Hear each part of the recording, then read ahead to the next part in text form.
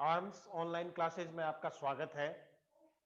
12th class में drawing के एक चैप्टर आधुनिक भारतीय मूर्तिकला के बारे में हम अध्ययन कर रहे थे।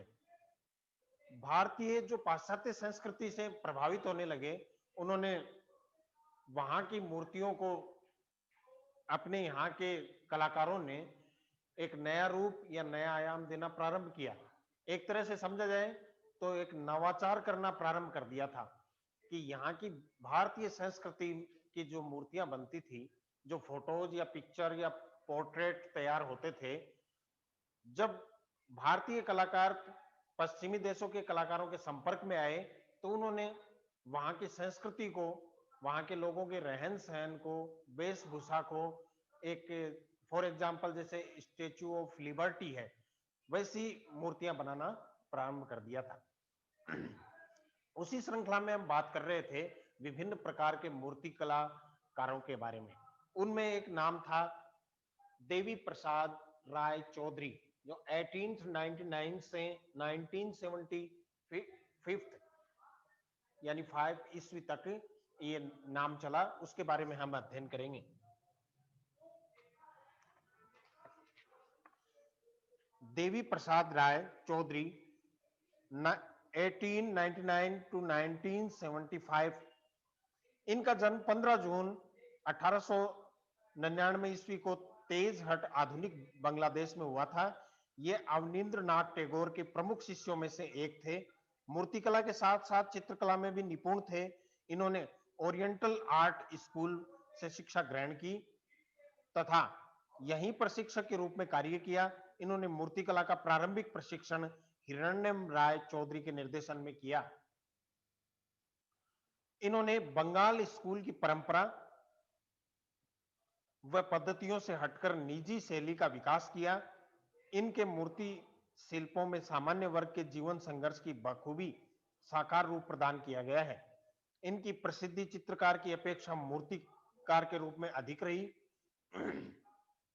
इन्होंने अपने मूर्ति शिल्पों के माध्यम से रोमांसवादी प्रवृत्ति का सूत्रपात किया। इनके इन्हीं प्रयासों के फलस्वरूप मूर्तिकला के क्षेत्र में प्रयोगवादी विचारधारा का विकास हुआ। बाद में ये आगामी प्रशिक्षण हेतु इटली गए, जिसका प्रभाव, पश्चिमी प्रभाव इनकी मूर्ति शिल्पों में आया। इनके पश्चात इन्होंने अध्ययन बंगाल स्कूल ऑफ आर्ट से किया। 1928 ईस्वी में चेन्नई, जिसे मद्रास कहते थे, गए, वहां के गवर्नमेंट स्कूल ऑफ आर्ट में अध्ययन किया तथा प्राचार्य पद पर भी कार्य किया। ये राष्ट्रीय ललित कला साहित्य अकादमी के संस्थापक अध्यक्ष भी रहे। कला के क्षेत्र में विशिष्ट योगदान के लिए सन 1958 में इन्हें पद्म भूषण से सम्मानित किया गया। इन्हें शरीर संरचना के बारे में गहन जानकारी थी, जो इनके मूर्ति शिल्पों में देखी जा सकती है। इन्होंने विभिन्न माध्यमों जैसे मिट्टी, प्लास्टर ऑफ पेरिस तथा कांस्य में मूर्ति शिल्पों की रचना की है। इनके मूर्ति शिल्पों में शहीद स्मारक जो पटना में बना हुआ है, श्रम की विजय चेन्नई में बना हुआ है, वह महात्मा गांधी 1956 ईस्वी कांस्य आदि प्रमुख है। इनके आदमकद मूर्ति शिल्पों में गति, ऊर्जा एवं भाव का अद्भुत समन्वय है। 15 अक्टूबर 1975 को इनका देहांत हो गया। कहने का तात्पर्य यह है कि देवी प्रसाद राय 1899 में इनका जन्म हुआ और 1975 में इनका देहावसान हो गया। इटली गए, इटली के लोगों से जब मिले या वहां के मूर्तिकारों से मिले, तो उन्होंने यहाँ की मूर्तियों में एक नया आकार या रूप देना प्रारंभ कर दिया। कांस्य की मूर्ति, जिसमें प्लास्टर ऑफ पेरिस का प्रयोग या मिट्टी की, इन मूर्तियों में इनकी संरचना देखी जाती है तथा साथ ही इन्होंने प्राचार्य के रूप में कार्य किया और साथ साथ अध्यापन कार्य भी करवाया। आधुनिक चित्रकारों या मूर्तिकारों में इनका नाम प्रमुख रूप से लिया जाता है। इसके बाद है शहीद स्मारक। मूर्ति शिल्प की स्थापना सन 1956 में पटना सचिवालय भवन के बाहर की गई। कांस्य धातु से बनी इस मूर्तियों की ढलाई पहले इटली में की गई थी, तत्पश्चात पटना बिहार में स्थापित किया गया, जो चित्र संख्या 3 में आपको दिखाई गई है। इस संयोजन में 7 युवकों को दिखाया गया है जिन्होंने, इंपॉर्टेंट है इसको मोस्ट लगाना, जिन्होंने राष्ट्रीय ध्वज फहराने के प्रयास में अपने प्राणों का बलिदान दिया। भारत छोड़ो आंदोलन के दौरान सन 1942 में डॉक्टर अनुग्रह नारायण को पटना में राष्ट्रीय ध्वज फहराने का प्रयास करने के कारण गिरफ्तार किया गया था, जिसकी प्रतिक्रिया के फलस्वरूप 11 अगस्त 1942 को पटना सचिवालय पर राष्ट्रीय ध्वज फहराने के संकल्प के साथ एक जुलूस आगे बढ़ रहा था। अंग्रेजों ने इस युवा देशभक्त छात्रों को निर्ममता से गोली मार दी थी। इसी घटना में 7 युवक शहीद व अनेक घायल हो गए। इस मूर्ति शिल्प में देवी प्रसाद राय चौधरी ने शहीद स्मारक के रूप में घटना को जीवंत किया है। शहीद स्मारक पर उन 7 युवा शहीदों के नाम उत्कीर्ण है जिन्होंने अपने प्राणों का बलिदान दिया था। ये निम्नलिखित है: उमाकांत प्रसाद सिन्हा, कक्षा 9; रामानंद सिंह, कक्षा 9; देवीदा चौधरी, कक्षा 9; राम गोविंद सिंह, कक्षा 9; राजेंद्र सिंह, कक्षा 10; सतीश प्रसाद झा, कक्षा 10 व जगपति कुमार, स्नातक द्वितीय वर्ष। इस संयोजन में प्रथम युवक को राष्ट्रीय ध्वज लिए हुए आगे की ओर बढ़ते हुए दिखाया गया है। तीनों युवकों को घायल अवस्था में निढाल होकर गिरते पड़ते दिखाया गया है। एक युवक दूसरे घायल युवक को संभालते हुए आगे बढ़ने की मुद्रा में है। 2 अन्य युवक सीना तानकर आगे की ओर बढ़ रहे हैं। प्रस्तुत मूर्ति शिल्प में तत्कालीन अंग्रेजों की क्रूरता, शहीदों के जोश के भाव, आत्मविश्वास को शारीरिक मांसपेशियों के उभारों के साथ अद्भुत प्रकार से अभिव्यक्त किया है। यह मूर्ति शिल्प लाइफ साइज में निर्मित है। चेहरे के भाव देशभक्ति से ओतप्रोत है।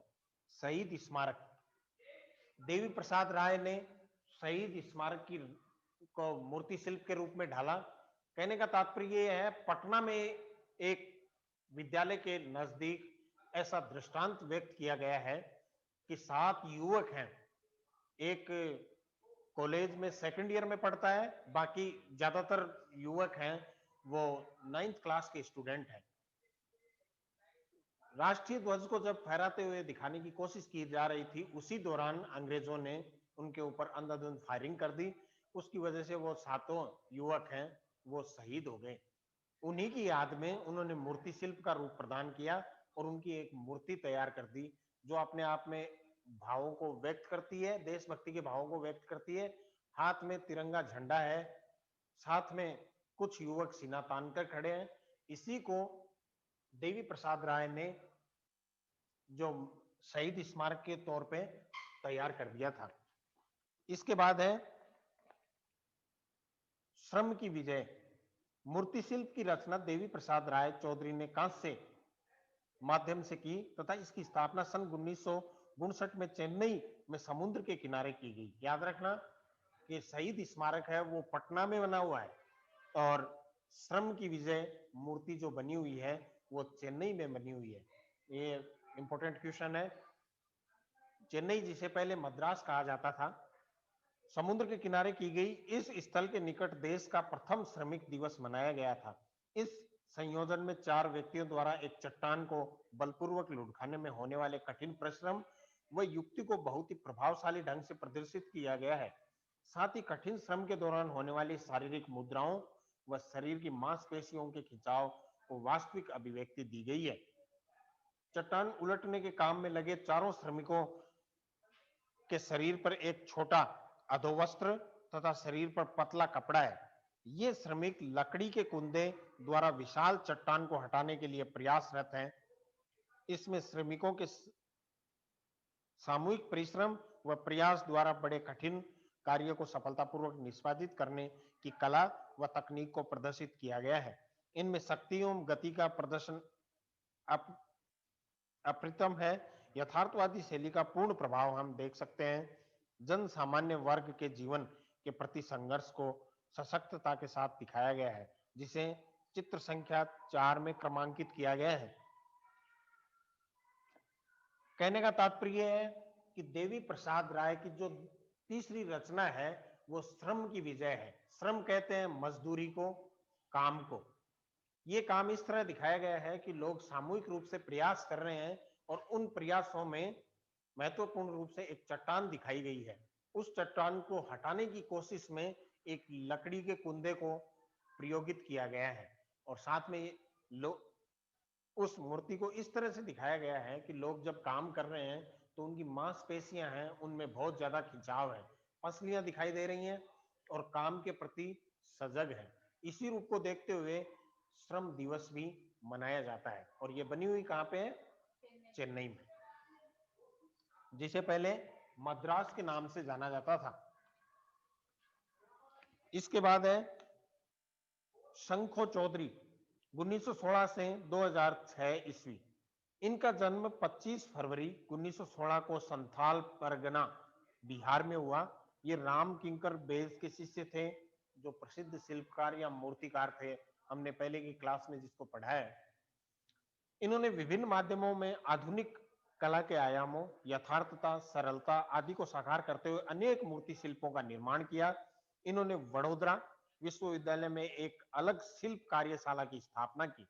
इस कार्यशाला में इन्होंने 20 सालों तक अध्यापन कार्य करवाया। 1939 में इन्होंने कला में स्नातक की उपाधि शांति निकेतन से प्राप्त की। सन 1945 में इन्होंने कला भवन शांति निकेतन से ललित कला में डिप्लोमा, मूर्ति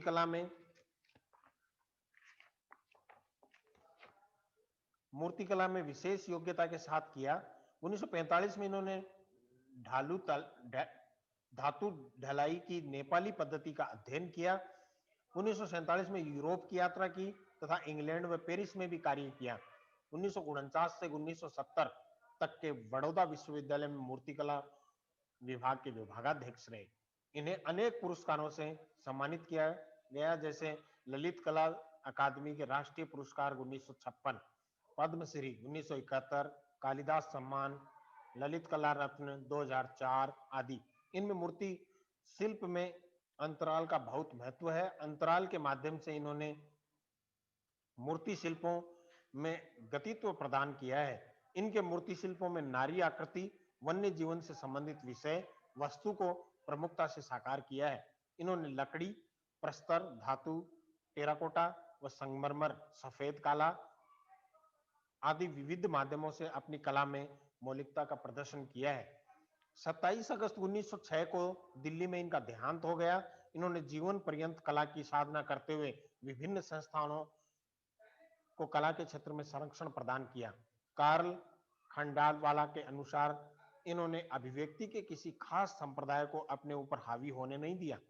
प्रमुख मूर्ति शिल्प पिजन, पिकॉक, कॉक 1951 ईस्वी, बर्ड, हेड ऑफ गॉल 1958, टॉयलेट, खड़ी आकृतियों, कर्व आकृतियों एवं शीर्षखंड आकृतियां। कहने का तात्पर्य है कि शंखो चौधरी नाम के इस व्यक्ति ने, जो मूर्ति शिल्प के अपने इस हुनर की वजह से काफी प्रसिद्ध था, इसने पेरिस की, इंग्लैंड की या जगह जगह यूरोप की यात्रा की और वहां की इन पद्धतियों को अपनी मूर्ति शिल्प में इन्हें आविष्कृत किया। साथ ही विभिन्न प्रकार के इन्हें पुरस्कार मिले।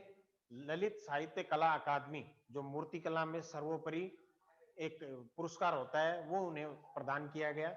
अध्यापन कार्य करवाया, यानी टीचर्स के रूप में कार्य किया। साथ ही कई ऐसे महत्वपूर्ण पुरस्कारों को जीतने के बाद इन्होंने मूर्ति शिल्प को संरक्षण प्रदान किया और काफी मात्रा में कई संस्थानों में अपनी अभिव्यक्ति प्रदान की। इसके बाद है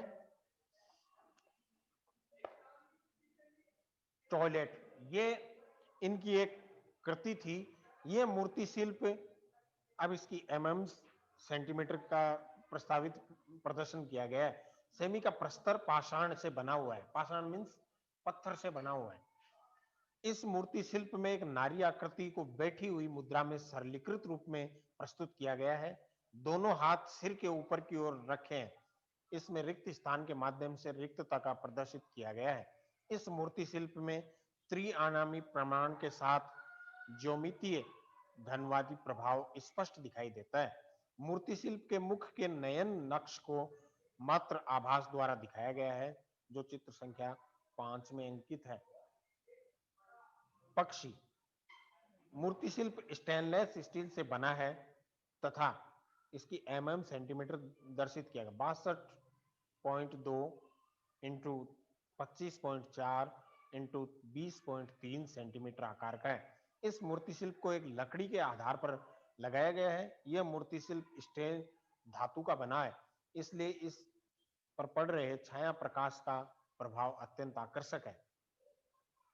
इन्होंने धातु मूर्ति शिल्पों में वक्राकारों के प्रयोग से शिल्पों की जीवंतता प्रदान की है, जो चित्र संख्या 6 में दर्शित किया गया है। पक्षी नुमा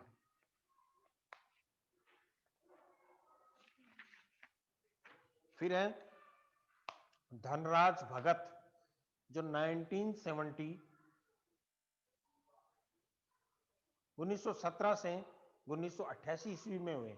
इनका जन्म 1917 ईस्वी में लाहौर में हुआ था। इन्होंने मूर्ति कला में डिप्लोमा स्तर की शिक्षा Mayo college of art Lahore से प्राप्त की। ये कला महाविद्यालय दिल्ली में मूर्ति कला विभाग के विभागाध्यक्ष के रूप में भी कार्यरत रहे तथा 1977 में वहां से सेवानिवृत्त हुए। प्रयोग धर्मी व अपारंपरिक कलाकारों में इनका नाम प्रमुखता से लिया जाता है। इन्होंने पेपरमेसी, धातु कास्ट, प्रस्तर व सीमेंट आदि विविध माध्यमों से अपने मूर्ति शिल्पों की रचना की। इनके मूर्ति शिल्पों में बड़ा आकार, सपाट व चिकनापन लिए हुए तथा इनमें लंबाई, कोमलता, लय तथा गति जैसी विशेषताएं प्रमुखता से प्रदर्शित होती हैं। इन्होंने मुख्यतः अमूर्तवादी शैली में कार्य करते हुए विभिन्न मूर्ति शिल्पों की रचना की है, जिनमें द किंग, बांसुरी वादक, सितार वादक, the kiss, cosmic man, spirit of work, शीर्षकहीन घोड़ा व मोनार्क श्रृंखला आदि प्रमुख है। इन्होंने मूर्ति शिल्पों में ज्योमितीयता से ऊपर यांत्रिक पदार्थों जैसे कील, तार, पेच आदि लगाने का नवीन प्रयोग किया है। इनकी आकृतियों में प्राचीन व आधुनिक कला का अद्भुत समावेश किया गया है। इनकी कला साधना को 1977 में पद्मश्री से सम्मानित किया गया। सन 1988 में 71 वर्ष की आयु में इनका निधन हो गया। इनके नाम पर सन 2010 में राजकीय कला महाविद्यालय चंडीगढ़ में धनराज भगत स्कल्पचर पार्क की स्थापना हुई।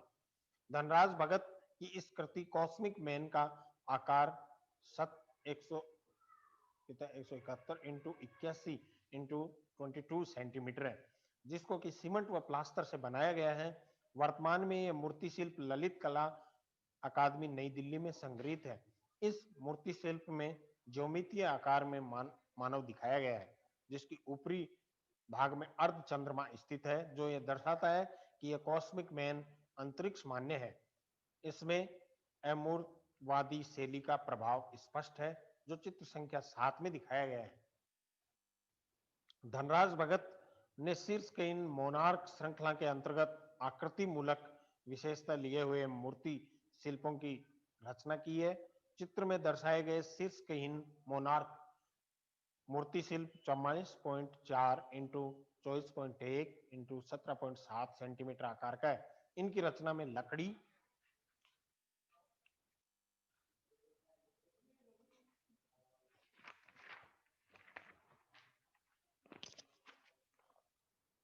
ताम्रपत्र व कीलों का उपयोग किया गया है। मोनार्क श्रृंखला में शासक राजा को जन प्रतिनिधि के रूप में प्रतीकात्मक रूप में प्रदर्शित किया गया है।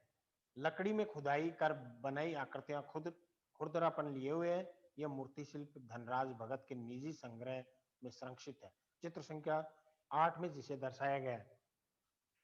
धनराज भगत, जिन्होंने जीवन पर्यंत अपना कार्य मूर्ति शिल्प को दिया,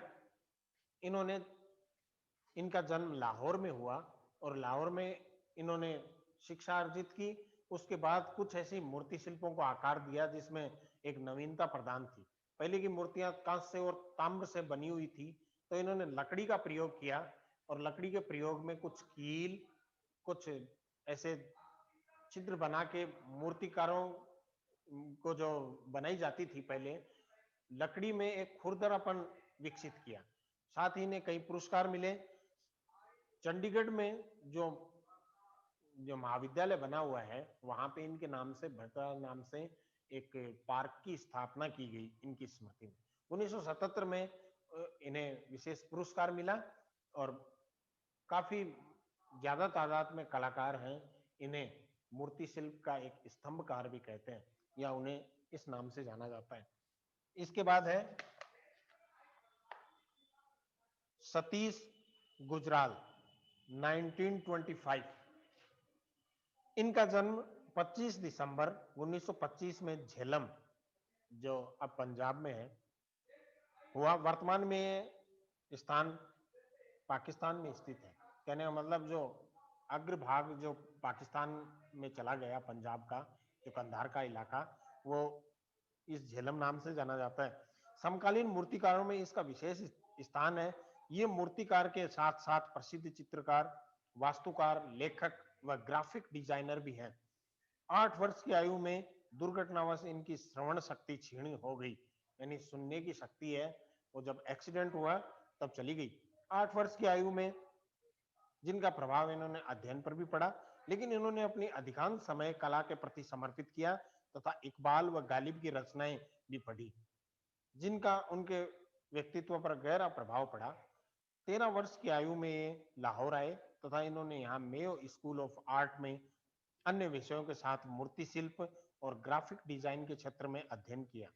सन 1944 में इन्होंने sir J school of art Mumbai में प्रवेश लिया, लेकिन स्वास्थ्य संबंधी परेशानी होने के कारण सन 1947 में इन्हें अपना अध्ययन बीच में ही छोड़ना पड़ा। सन 1952 में इन्होंने Palacio National de Bellas Art Mexico में अध्ययन करते हुए छात्रवृत्ति मिली। बाद में Imperial Service College Windsor, UK, Britain में भी इन्होंने विधिवत रूप से अध्ययन किया। सन 1947 में भारत विभाजन का प्रभाव इनकी कलाकृतियों, विशेष रूप से चित्रों में देखने को मिलता है। सन 1952 से 1974 तक इन्होंने अपनी कलाकृतियों की प्रदर्शनी विश्व में अनेक बड़े शहरों में लगाई। वास्तुकार के रूप में इन्होंने बेल्जियम के दूतावास का भी डिजाइन तैयार किया, जिसे 20वीं सदी के श्रेष्ठतम भवनों की सूची में स्थान प्राप्त हुआ। ये भारत के प्रथम कोलाज कलाकार के रूप में भी जाने जाते हैं। इनके जीवन और काम पर आधारित कई वृत्तचित्र डॉक्यूमेंट्री बने हुए हैं, जिनमें से एक वृत्तचित्र ए ब्रश विथ लाइफ सन 2012 में जारी हुआ, जिनकी अवधि 24 मिनट की है। इसमें इनके बड़े भाई इंद्र कुमार गुजराल भारत के पूर्व प्रधानमंत्री थे।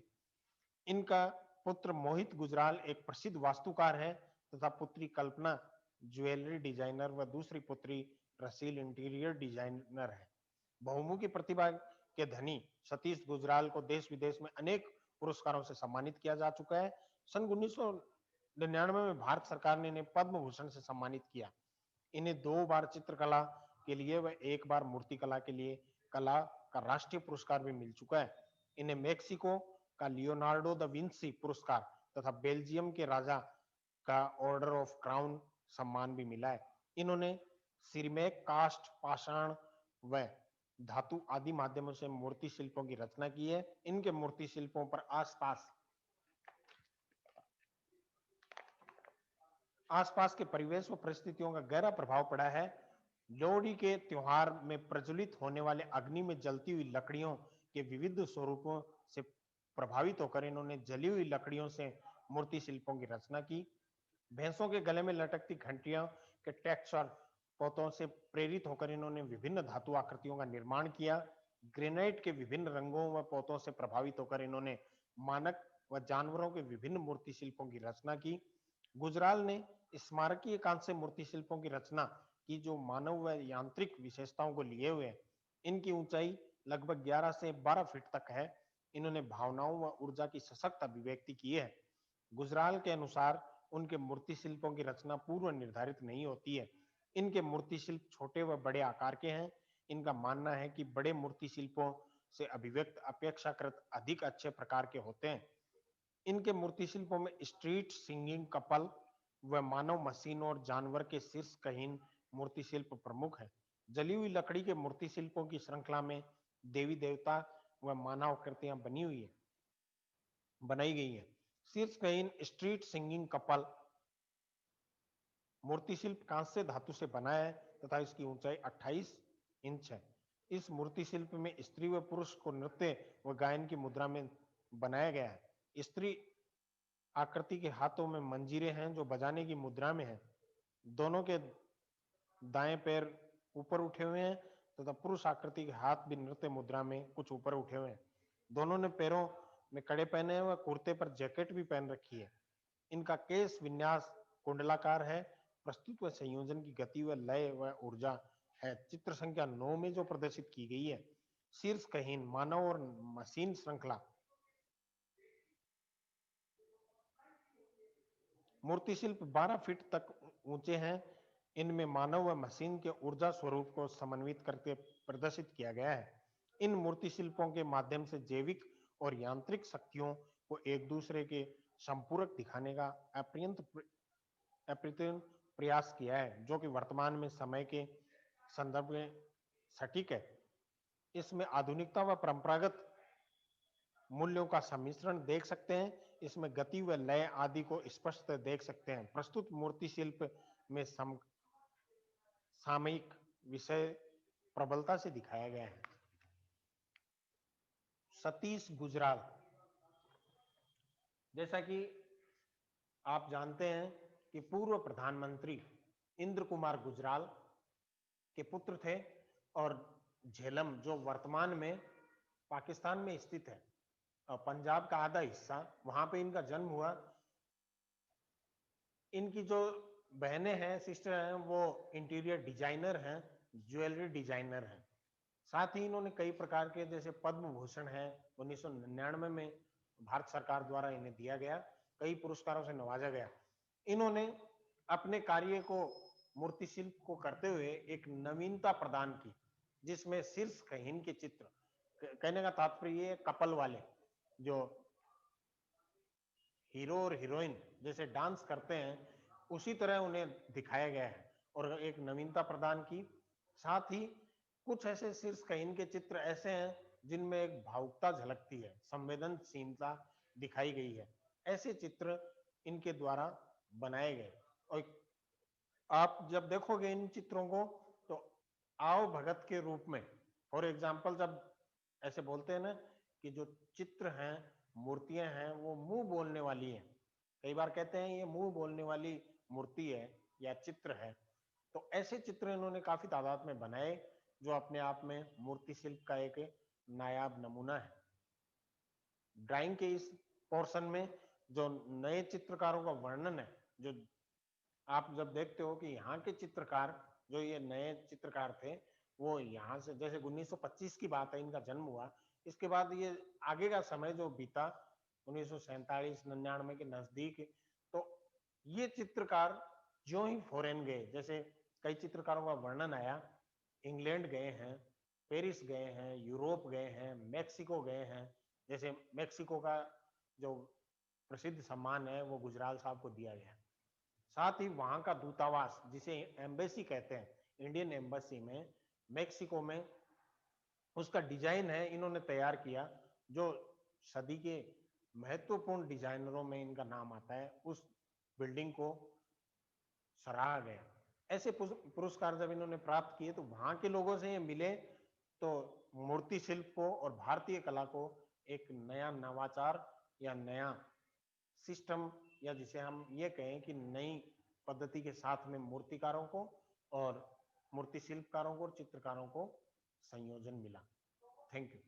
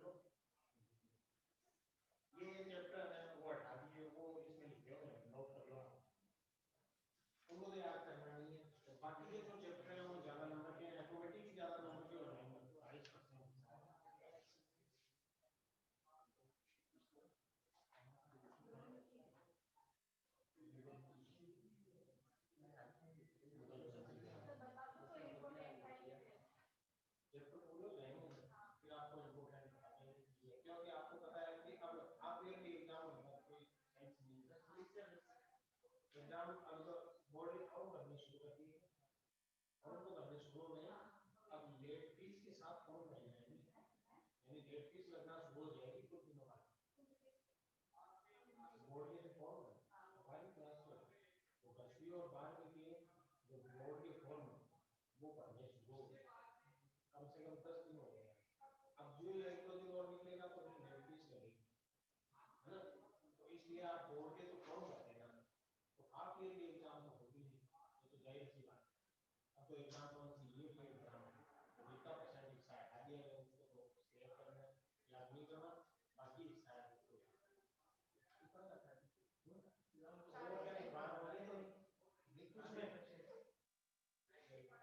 आपके पास नोट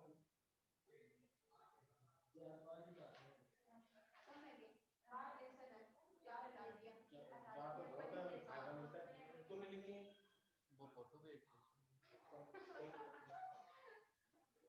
पता नहीं मोबाइल में मोबाइल में बता रहा हूँ नोट के 11 सुनी है पहले वही नोट कर ये पहला 508 का इसमें भी जोर आता है कि लिख कॉपी में नोट कर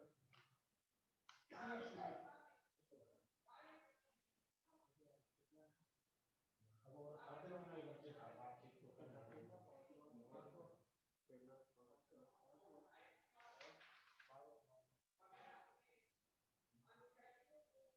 ये हटाए